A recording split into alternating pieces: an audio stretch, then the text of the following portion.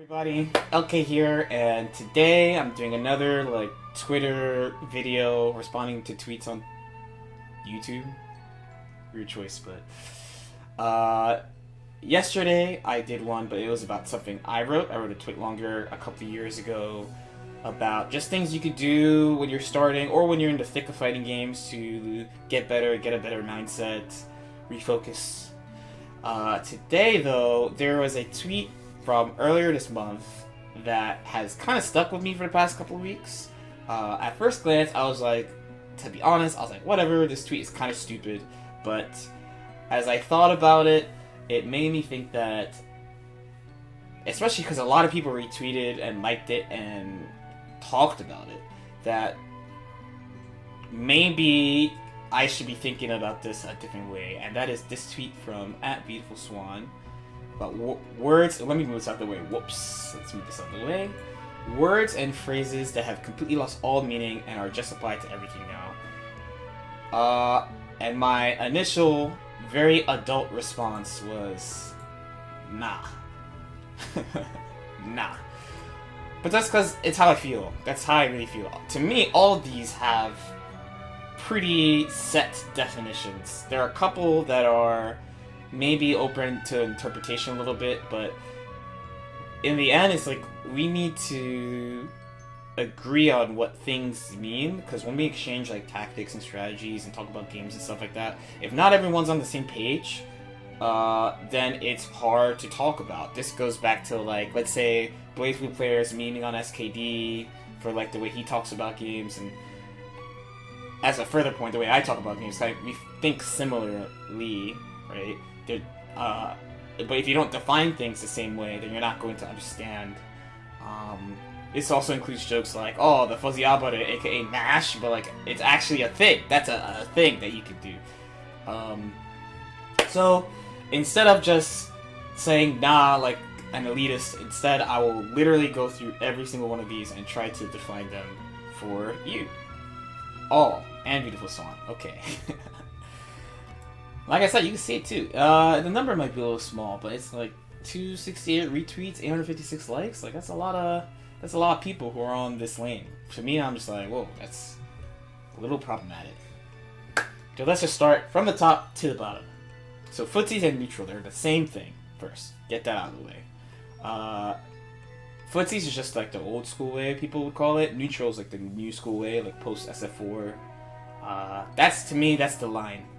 Between the true old FGC and the new FGC is SF4, because that's when a lot of people joined the scene during SF4. So that is the big divider, the big entryway when everyone all joined was SF4. So neutral has an actual pretty straightforward definition. It's just when one person, actually sorry, not one, when neither player are attacking or defending each other directly. That is neutral. So nobody's in a block string, nobody's knocked down, nobody's doing rushdown. It is just the two people moving around. That's it. That's all it is. It's a very simple definition. It's a very, very simple definition. Some people, when they say, oh, I had good neutral, they're saying I have a good neutral game, aka I am good at moving around the screen around you. That's it. It's very, very simple definition of that. Fundamentals, though, I think is a little bit more open to interpretation, but from my understanding, thinking about it over time, there are four main things that everything falls into for fundamentals. So one is your neutral game ability. Two is... why is it doing this? Okay. Two is your offensive ability, your ability to attack people. 3 is your defensive ability, and 4 is your adaptation, your mental ability. So adapting to the opponent, adjusting your game plan while you're playing, blah blah blah. Everything falls into these 4 pillars. If you're good at anti-airs, boom, that's a fundamental point of neutral. You're good at opening people up, that's offensive ability. Good at defending its command grabs or something specific, that's defensive ability. Everything falls into those 4 things.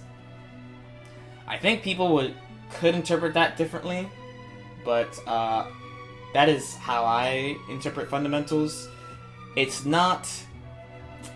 That's its own discussion point. How important they are kind of varies by the type of game you're playing, but overall, having good fundamentals does literally help you in fighting games all across the board. If you have good fundamentals, you can literally play anything. Kusoge also has a pretty straightforward definition. Actually, Kusoge is literally shitty game. It's Japanese slang. Kuso is shit, ge is short for gemu, kuso, gemu, shitty game. When do we use shitty game? This kind of ties into the next one. Honest. Actually, Swan ordered this pretty well, huh? But Kusoge we use for literal bad games. So what makes a bad fighting game? Whether or not it's honest or... I actually usually use bullshit, but some people use light and dark. Some people have like, they say it in like a funny way. The honesty versus bullshit game thing is usually tied to victory conditions in the fighting game. So I would like to... Actually, a really good example would be Granblue versus let's say BB Tag or something. To be honest, I'm more familiar with Guilty Gear. Let's use Guilty Gear. Guilty Gear, I kind of think, is not an honest game. It's not an honest game. Granblue Verse is a very honest game. How do I determine this? How do you win in Granblue? How do characters win in Granblue Versus? In Granblue Versus, a lot of characters, they can't combo off far pokes really. You only get combos when you're close most of the time. A lot of it is walking back and forth in anti-air and like making your way in, establishing threat. And when you get in, you establish threat. You kind of run your pressure. You might throw them a couple times. You might hit them for trying to throw you. That's mostly it. That's what I got out of the beta. As opposed to Guilty Gear, there are characters who, like say my character, Milia. My goal is to knock you down, mix you up to death. There's characters like Elfelt who can kill you 3 ways. Like, she could go into shotgun stance and kill you because you can't react to her pressure. She can knock you down and kill you. She has unblockables. Zato knocks you down, kills you with mix-ups. Kumhayun gets next to you, pressures very fast, everything's plus or almost plus. If you guess wrong, you take mad damage, die. Slayer gets next to you, rushes you down. If you guess wrong, die. So a lot of those games where the win conditions are really severe for the defender, or if you want to go even more extreme, you can think of some characters in BlazBlue. Arakune's win condition is legit to curse you. Arakune is a character that honestly is not a good character most of the time, and eventually he can put a status on you where he pretty much controls the whole screen.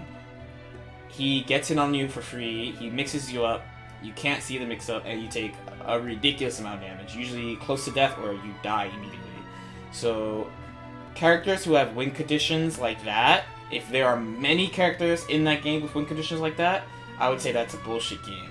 If there are many characters who have win conditions that are pretty much like, you win the neutral game, you knock them down, maybe you get a mix-up, maybe you don't, then it's probably more honest. If you win generally through conditioning them or establishing certain tools of yours, then the character / the game is probably honest. If a lot of characters like that, the game is honest.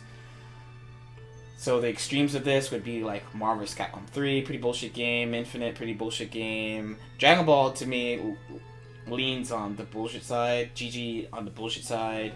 Old Melty Blood, pretty honest. Under Night, my impression's pretty honest. Granblue, very honest.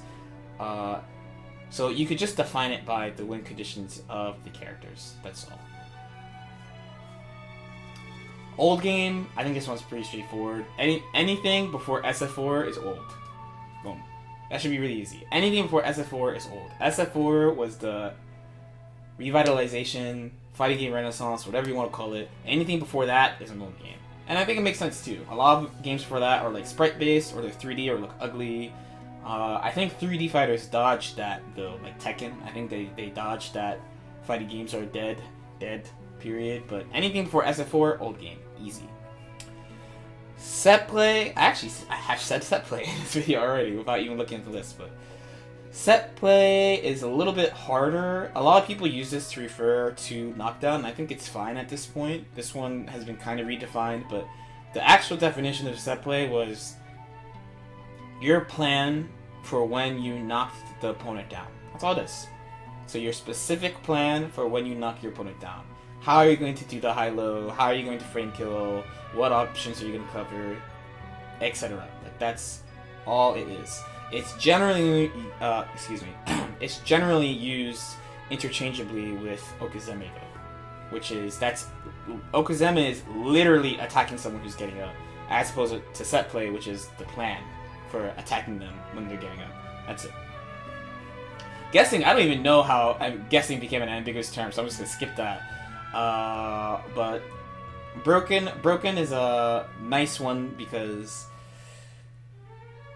this lines up with some fighting game discussions I've seen. I've also taken a part of over time. This would be like, let's say, your rule-breaking characters. Let's say like Sign Elfelt.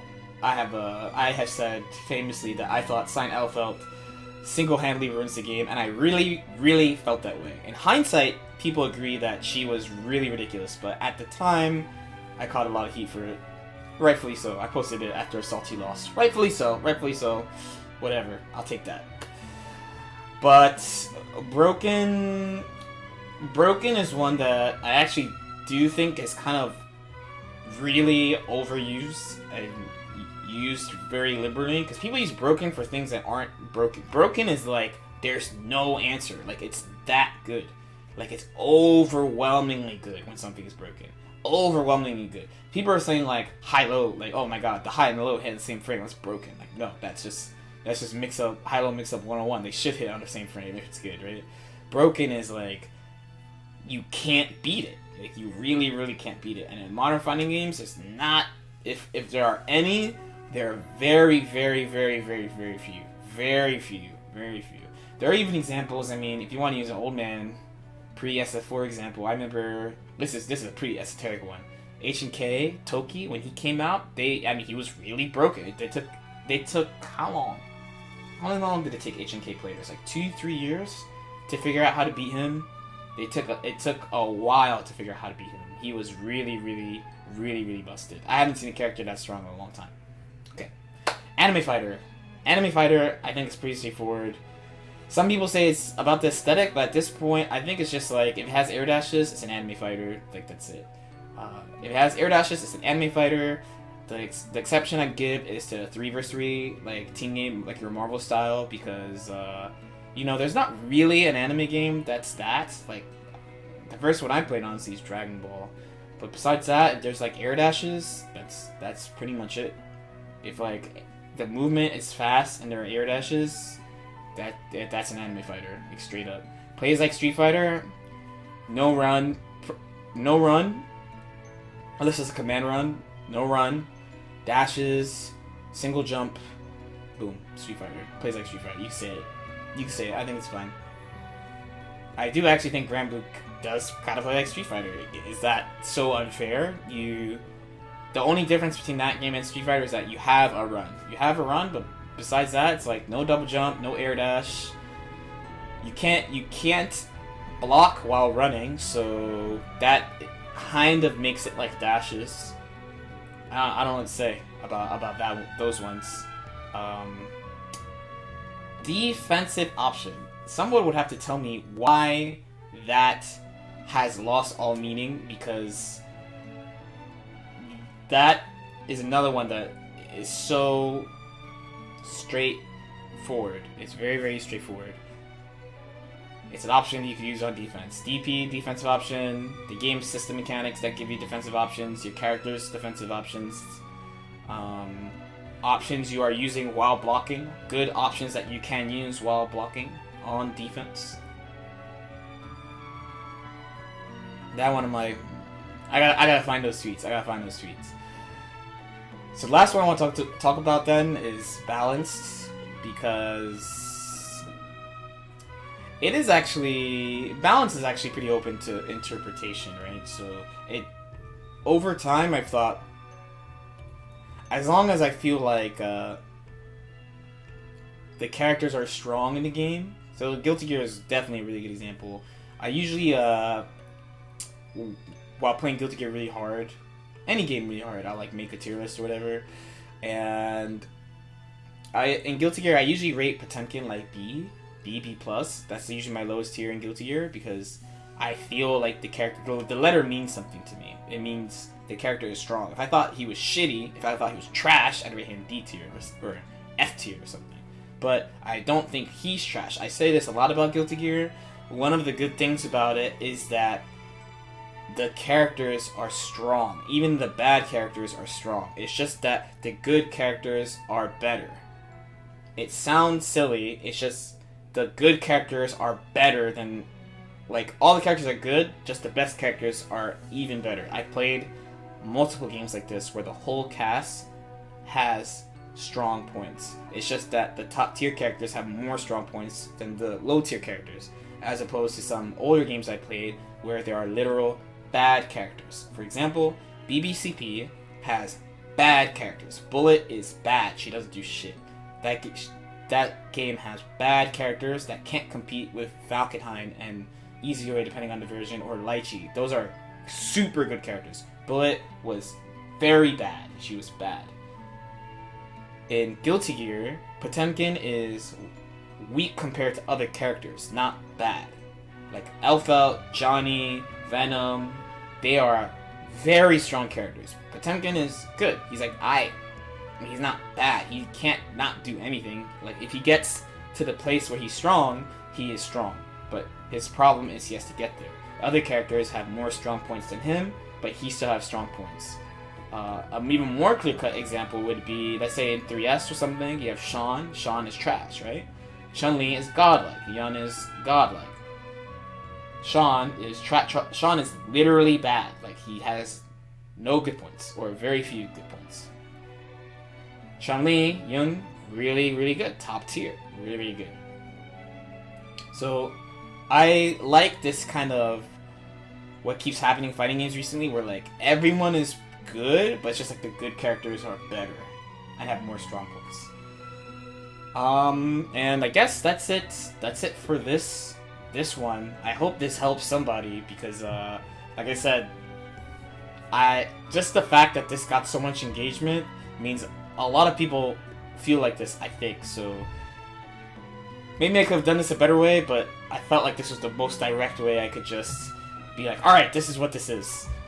So, like, subscribe, comment. I'm sure you have comments about this. Ask questions if you're confused. Maybe I'll even address it in another video. I'm going to try to do one of these type of videos once a week or once every couple of weeks or something. We got videos around here for you to click on if you want to keep watching. And I'll see you next time. Peace.